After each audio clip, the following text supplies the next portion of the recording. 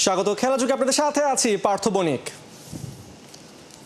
সাকিবের জন্য জাতীয় দলের দরজা খোলা, তবে এ নিয়ে সিদ্ধান্ত নেবে নির্বাচক প্যানেল ও টিম ম্যানেজমেন্ট। জাতীয় দলের ধারাবাহিক ব্যর্থতার আবারও সাকিবকে নিয়ে ধোঁয়াশা বাড়ালো বিসিবি। সাকিবকে কি ফেরানো হবে নাকি এ নিয়ে নিশ্চিত করে উত্তর দেননি বিসিবি পরিচালক ইফতেখার রহমান মিঠু। বিস্তারিত রিপোর্টে।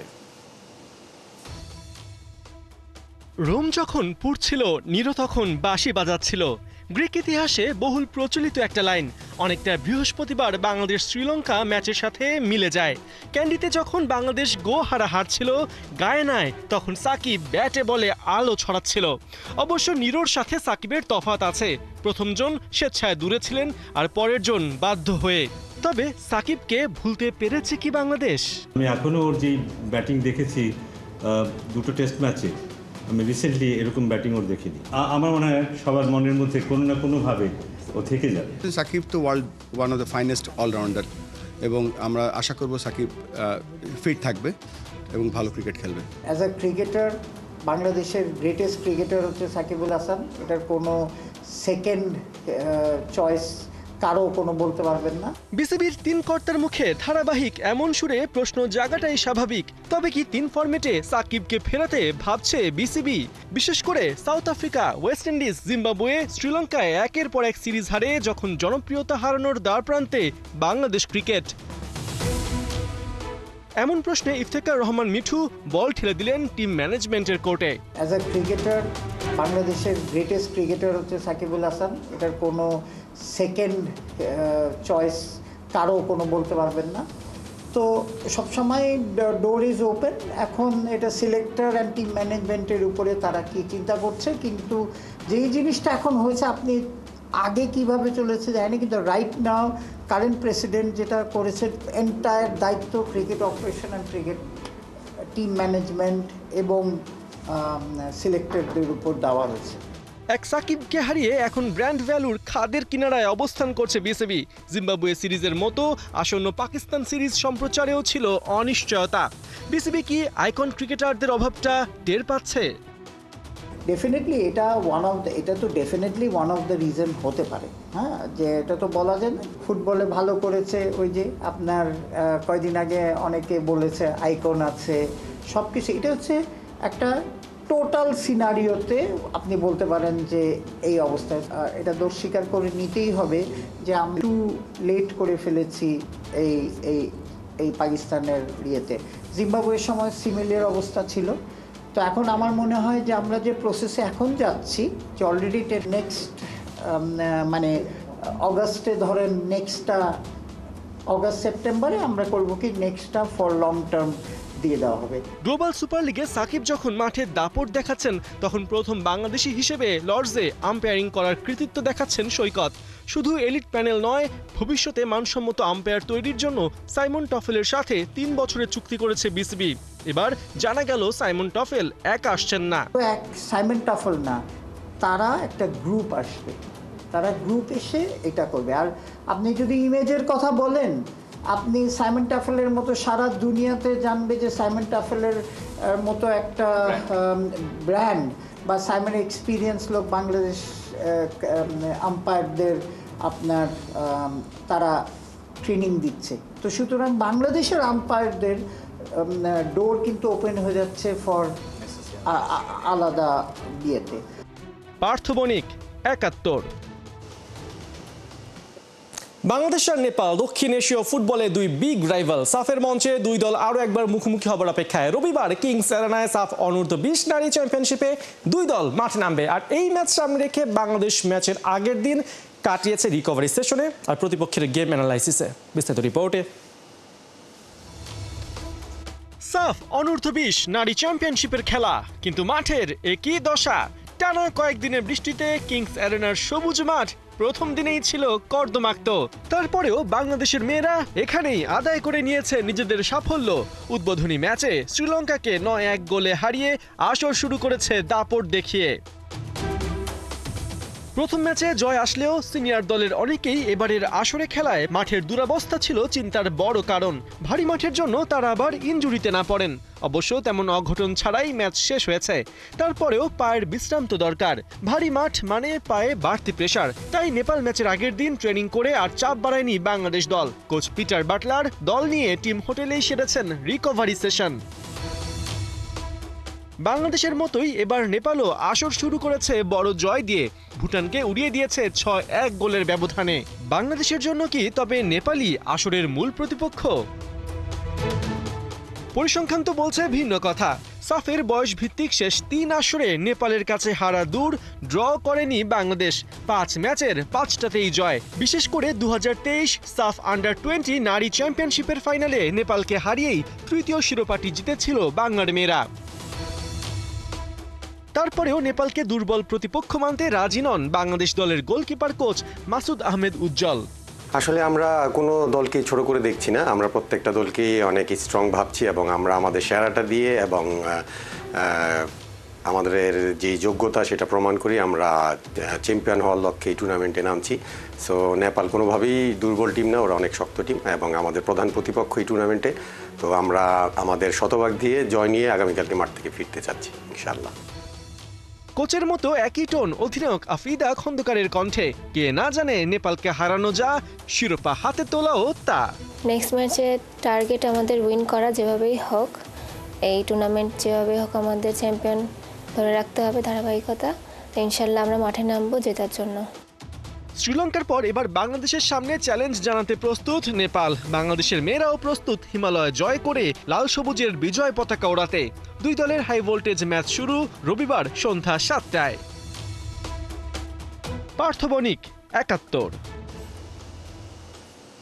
মেয়েদের এশিয়ান কাপ নিশ্চিতের পর এবার বাফুফের টার্গেট অনূর্ধ্ব ২৩ দল। সেপ্টেম্বরে ভিয়েতনামে ফাহমিদুল কিউবাদের দিতে হবে কঠিন পরীক্ষা। তার আগে গুরুত্বপূর্ণ সব পরিকল্পনা ন্যাশনাল টিম ম্যানেজমেন্ট কমিটির হাতে। অনূর্ধ্ব ২৩ দলের পাশাপাশি সেপ্টেম্বরে জাতীয় দল নিয়েও বেশ সিরিয়াস বাফুফে। এরই মধ্যে ফিফা উইন্ডোতে শক্তিশালী দুটি দেশের কাছ থেকে খেলার প্রস্তাবও পেয়েছে বাংলাদেশ ফুটবল ফেডারেশন। বিস্তারিত হাসান সজীবের রিপোর্টে। ২.৫ ঘন্টা রুদ্ধদ্বার মিটিং শেষে তড়িঘড়ি করে বের হয়ে গেলেন বাফুফের সভাপতি তাবিত আওয়াল। দেশের ফুটবলের আরো একটা ভালো এজেন্ডা বাস্তবায়নের তারা স্বপ্নবাস প্রেসিডেন্টের সামনে। হুট করেই ছুটলেন হিমালয়ের দেশ নেপালে। কেন, কি কারণে তার এমন জরুরি যাত্রা, জানাচ্ছে সেই কারণ একটু পরেই। তবে তার আগে জেনে নেওয়া যাক কি কি আলোচনা হলো বাফুফের ন্যাশনাল টিম ম্যানেজমেন্ট কমিটির মিটিং এ। খেলাযোগ যেসব বিষয় নিশ্চিত হতে পেরেছে তা করা যাক খোলাসা একে একে। সেপ্টেম্বরে অনূর্ধ্ব ২৩ এশিয়ান কাপ বাছাই পর্ব। তার আগে বড় প্রশ্ন, কে নিচ্ছেন যুবাদের দায়িত্ব? খেলাযোগ নিশ্চিত হতে পেরেছে বাফুফের হাতে দুটি অপশন, তবে চাবি হেড কোচ হাভিয়ের কাবরেরার হাতে। স্প্যানিশ কোচের প্রথম পছন্দ ফর্টিস ফুটবল ক্লাবের হেড কোচ ও বাংলাদেশ জাতীয় দলের সাবেক সহকারী কোচ মাসুদ কাইসার পারভেজ। তবে চাইলেই তাকে পাচ্ছেন না কাবরেরা। অজানা এক কারণে অনূর্ধ্ব ২৩ দলের দায়িত্ব নিতে চাইছেন না কাইসার পারভেজ। তবে সবার কিছু নাই, তাকে রাজি করানোর দায়িত্ব নিয়েছেন ফর্টিসের ব্যবস্থাপনা পরিচালক ও ন্যাশনাল টিম ম্যানেজমেন্ট কমিটির অন্যতম সদস্য মোহাম্মদ শাহাদাত হোসেন। ২৪ ঘন্টার মধ্যেই জানা যাবে কে হচ্ছেন যুবাদের কোচ। তবে যদি মাসুদ কাইসারকে রাজি করানো নাই যায়, সেক্ষেত্রে সেকেন্ড অপশন হিসেবে থাকছেন টেকনিক্যাল ডিরেক্টর সাইফুল বারী টিটু।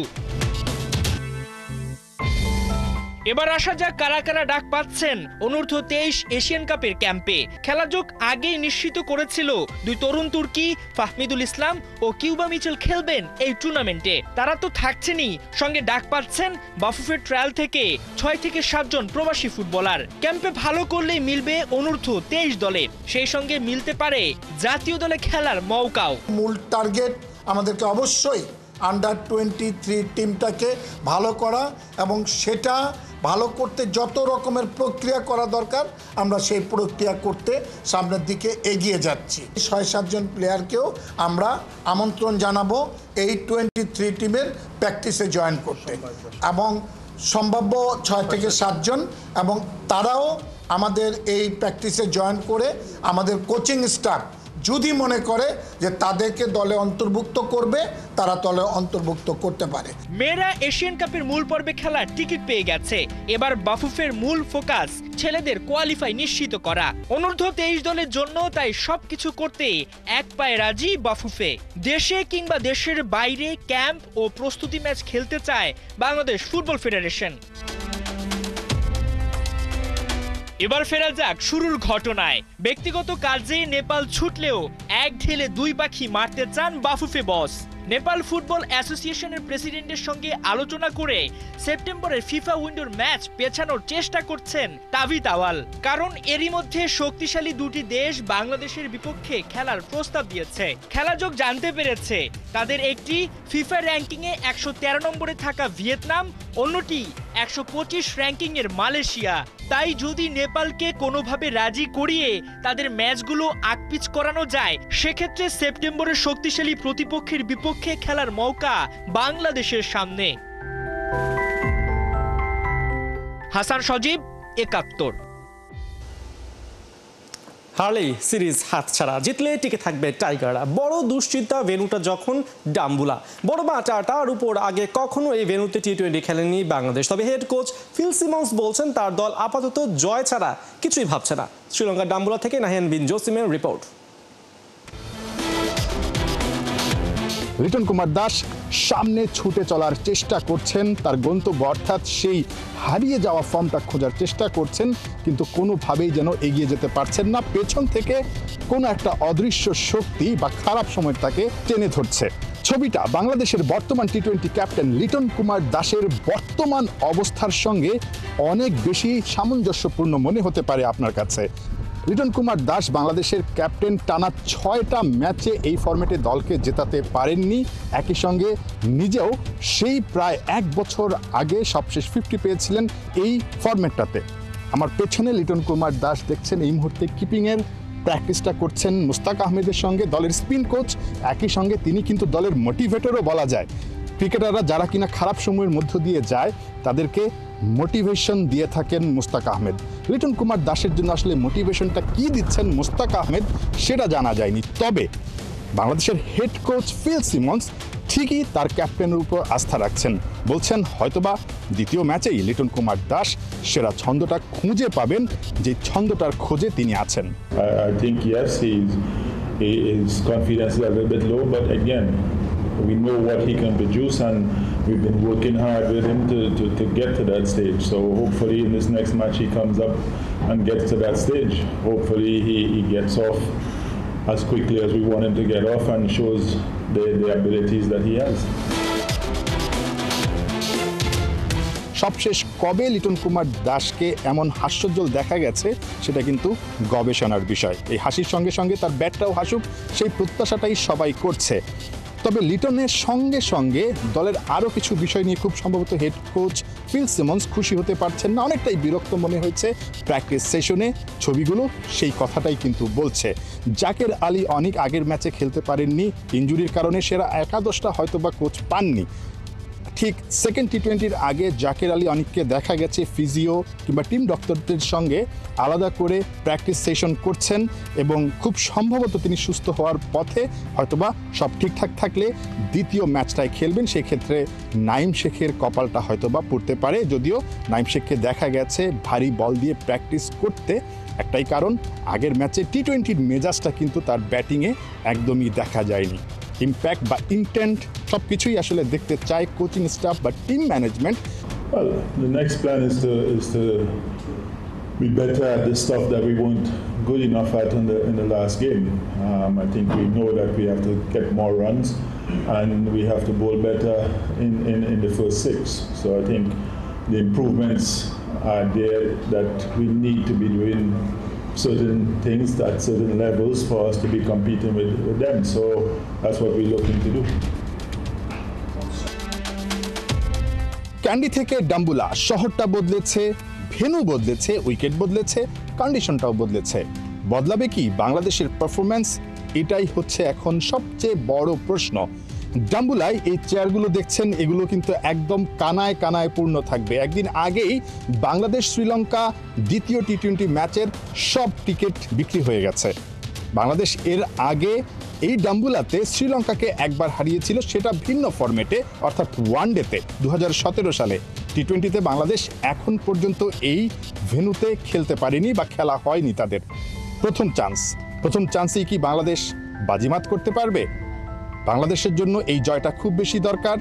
যদি বাংলাদেশ হেরে যায় তাহলে এই শ্রীলঙ্কা সফরটা একেবারেই ব্যর্থতায় মোড়া হয়ে যাবে বাংলাদেশ দলের জন্য। বাংলাদেশকে একেবারেই খালি হাতে দেশে ফেরার প্রস্তুতি নিতে হবে এক ম্যাচ আগেই। নাহিয়ান বিন জসিম, 71, ডাম্বুলা, শ্রীলঙ্কা। এবার কি হতে যাচ্ছে লিওর 5-5? MLS-এ মেসি কি কাটাতে চলেছেন ক্যারিয়ার সেরা সিজন?